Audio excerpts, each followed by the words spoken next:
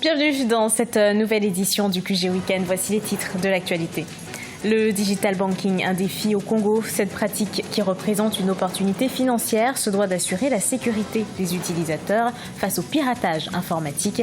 La 5e édition des Universités du numérique, ce vendredi 24 mai 2019, s'est déroulée autour de cette thématique. Le gouvernement rwandais porte une oreille attentive aux problèmes des agriculteurs, problèmes techniques de pivot d'irrigation, sécheresse.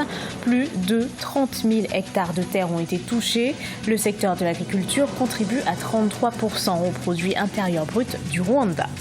Et puis au Tchad, avec ses 18 ans de carrière dans le secteur de la mode, Hissène Adamou Kamara se charge de la formation des jeunes stylistes. Il travaille avec un objectif, promouvoir les styles de vêtements traditionnels au sein de la mode. Mais tout d'abord, en Guinée-Bissau, ce samedi 25 mai, des partisans de la majorité ont manifesté une nouvelle fois dans la capitale. Leur objectif, contraindre le président José Mario Vaz à nommer un gouvernement dirigé par leur chef Domingos Simoes Pereira. Il s'agit de leur 3e marche en moins de 2 semaines. Les 2 précédentes se sont déroulées le 14 et le 22 mai. Elles ont chacune réuni des milliers de personnes. Ce samedi, plus d'1 millier de manifestants ont arpenté la banlieue de Bissau. Les Congolais ont un intérêt grandissant pour le digital. C'est dans ce cadre que s'est tenue la 5e édition des Universités du numérique, organisée ce vendredi 24 mai 2019 à Brazzaville. Le thème, le digital banking, catalyseur de l'inclusion financière. Le défi de l'événement, promouvoir le digital banking moins utilisé par les clients des banques. Regardez ce reportage de notre correspondant Deva Panzouf. Le digital banking n'a pas encore gagné les esprits au Congo, contrairement aux services tels que le mobile money, dont le revenu a connu une hausse de 22,74% en mars 2019, soit 770,8 milliards de francs CFA répartis entre les opérateurs de téléphonie mobile MTN et Airtel Congo. Avec un taux de pénétration des téléphones portables élevé, le digital banking constitue une opportunité financière moins attractive. Le 3e niveau, ça va être le niveau de sécurité, des problèmes de sécurité, parce que nous savons tous que lorsque ça touche à l'argent, ça devient extrêmement sensible. Il faudra s'assurer que lorsque l'argent quitte un compte pour un autre compte, que la transaction de bout en bout est complète et est sécurisée. Parce qu'une personne peut faire de la transaction, mais la transaction n'arrive pas à bout parce qu'un pirate informatique a piqué l'argent au beau milieu. L'un des plus grands défis du digital banking demeure la sécurité des utilisateurs face au piratage informatique. Le digital banking, catalyseur de l'inclusion financière, a constitué le thème de la 5e édition des Universités du numérique ce vendredi 24 mai 2019. Nous avons planché cette fois-ci sur la problématique du digital banking dans l'accès facile aux services bancaires. Nous avons découvert qu'en République du Congo, il y avait toute une gamme de start-up qui proposaient des solutions en termes de paiement mobile, solutions qui facilitent les transactions auprès des populations. Et nous avons jugé nécessaire de leur donner la possibilité de présenter ces solutions vis-à-vis du public. Le développement du digital banking devra s'arrimer aux progrès observés dans le service mobile money en forte croissance. Notons que les utilisateurs de mobile money ont réalisé 23,4 millions d'opérations rien qu'au cours du mois de mars 2019 pour un montant total de 80,9 milliards de francs CFA. L'irrigation victime de problèmes techniques à répétition au Rwanda suite aux plaintes de plusieurs agriculteurs auprès du président de la République. La ministre de l'Agriculture entame des visites aux agriculteurs. En décembre dernier, plus de 30 000 hectares de culture ont été victimes de la sécheresse. Fraternda Kaisonga. La ministre rwandaise de l'Agriculture multiplie les rencontres avec les agriculteurs et les éleveurs dans différentes régions du pays. Le but est d'écouter les doléances de ceux qui pratiquent ces métiers qui contribuent à 33% au produit intérieur brut du Rwanda. Ici, dans le district d'Okirehe, dans la province de l'Est, la ministre s'est entretenue avec les membres de la coopérative d'irrigation de Nacho. Nous avons un gros problème d'hippopotames qui viennent du parc pour détruire toutes nos cultures. On avait réussi à maîtriser celles qui habitent dans le lac d'à côté, mais pas celles du parc. Cela nécessite des efforts dont nous ne disposons pas et nous aimerions que vous nous aidiez, Madame la Ministre. Et puis la compensation pour ce que les hippopotames détruisent prend trop de temps. La coopérative d'irrigation compte plus de 2000 membres qui pratiquent l'agriculture sur une étendue de plus de 1000 hectares. Le projet d'irrigation sur cette étendue est la plus grande de tout le pays, ayant coûté 24 millions de dollars pour installer. Ce projet d'irrigation a révolutionné la vie de ces agriculteurs et nous nous en félicitons. Mais il faudra continuer de les éduquer. Il y en a qui n'ont pas encore compris les pratiques modernes de l'agriculture et c'est pour cela qu'il y a des écarts de rendement. Nous voyons encore ceux qui récoltent par exemple 1 tonne par hectare et ceux qui en font 12 tonnes. Nous continuerons la sensibilisation en ce qui concerne d'autres problèmes auxquels ils font face. On va trouver des solutions très rapidement.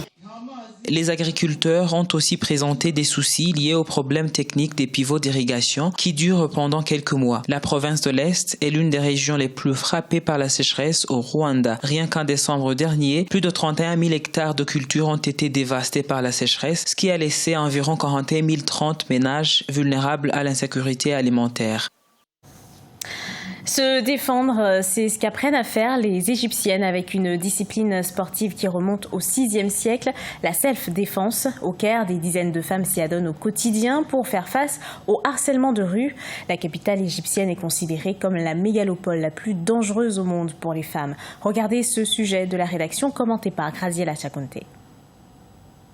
Elles sont de plus en plus nombreuses. Les femmes égyptiennes, principalement des adolescentes, s'adonnent à la self-defense, une pratique qui se répand dans le pays. Elles se réunissent chaque semaine au centre culturel indonésien du Caire. Au début, on ne le savait pas, mais maintenant, ça s'est largement répandu. Nous avons maintenant plus de 1200 enfants et femmes dans cette école. Ces disciplines nous enseignent comment nous défendre et nous permettent d'acquérir des compétences sans exigence d'âge ni de poids, de sorte que tout le monde puisse l'apprendre à tout moment. Des dizaines d'entre elles s'entraînent chaque semaine pour améliorer leur capacité d'autodéfense ainsi que leur forme physique. Au total, plus de 1200 femmes et enfants étudient ce sport au Caire pour se défendre contre le harcèlement dans la rue. Il y a des problèmes dans la rue. Si quelqu'un s'approche de moi, je pourrais bien me défendre. J'ai confiance en moi et personne ne peut me harceler parce que je peux y faire face. Les experts interrogés par la fondation Thomson Reuters en 2018 ont classé le Caire comme la mégapole la plus dangereuse au monde pour les femmes. Un constat basé sur un manque de protection contre la violence et les pratiques culturelles néfastes, ainsi que sur un faible accès aux soins de santé et aux finances. Si le pétrole a été le principal moteur d'une décennie de croissance économique pour le Soudan, avec 92% des recettes d'exportation, une matière tend à prendre sa place. Il s'agit de l'or. Pour remplacer les pétrodollars, le pays se tourne vers l'or qu'il possède en abondance. Dans le classement des plus grands producteurs d'or du continent africain, le pays a doublé le Burkina Faso, le Mali et plus récemment l'Afrique du Sud. Cette nouvelle industrie génère des devises et contribue à la relance économique du pays. Son ambition, promouvoir les vêtements traditionnels du Tchad aux côtés des vêtements modernes occidentaux. Hissène Adamou Camara, ce jeune styliste, s'inspire des cultures vestimentaires traditionnelles des différentes contrées de son pays. Il a un objectif, conquérir les espaces de la mode moderne. Regardez ce reportage de notre correspondant Mohamed Ramadan, commenté par Marcel Farba-Maroun. Hissène Adamou Camara est considéré par de nombreux professionnels du secteur de la mode comme l'un des pionniers du stylisme tchadien moderne. Fondateur du Festival de la mode et des traditions tchadiennes, ce jeune amoureux des créations consacre son talent à la valorisation des accoutrements traditionnels de son pays, le Tchad, à côté de la modernité. Nous sommes en fait comme ces personnes-là qui essayent d'apporter tout le temps des touches nouvelles. Parfois, on essaie juste d'améliorer ce qui existe pour pouvoir lui donner une nouvelle vie.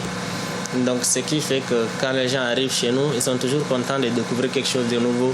Ils sont toujours contents de dire que oui, enfin, ici au Tchad, on a des gens aussi qui travaillent, qui pensent et qui font en sorte que ça vit. Hissène Adamou Camara croit fermement que le secteur de la mode peut être un levier de croissance économique dans un pays pauvre comme le Tchad. Pour atteindre cet objectif, il recommande aux jeunes entrepreneurs d'investir et de moderniser le secteur de la mode afin d'immigrer vers les marchés en ligne qui offrent de larges opportunités d'affaires. Même pendant les périodes de crise, tous les secteurs peuvent tomber, mais pas les secteurs de la mode parce que les gens s'habillent quand même malgré tout. Donc le rêve est d'avoir une industrie véritable, capable de travailler et de produire par centaines, même par milliers, afin qu'on puisse exporter, c'est-à-dire les vêtements qui sont made in Tchad, mais de vrais vêtements. Après 18 ans de carrière dans le secteur de la mode, aujourd'hui, Hissène Adamou Camara partage son temps à la formation des jeunes stylistes et à la promotion des accoutrements traditionnels démodés au profit des vêtements modernes. Ce journal a été préparé par l'ensemble de la rédaction. Merci à vous de l'avoir suivi. Regardez dans un instant une nouvelle édition de l'actualité sur Africa 24.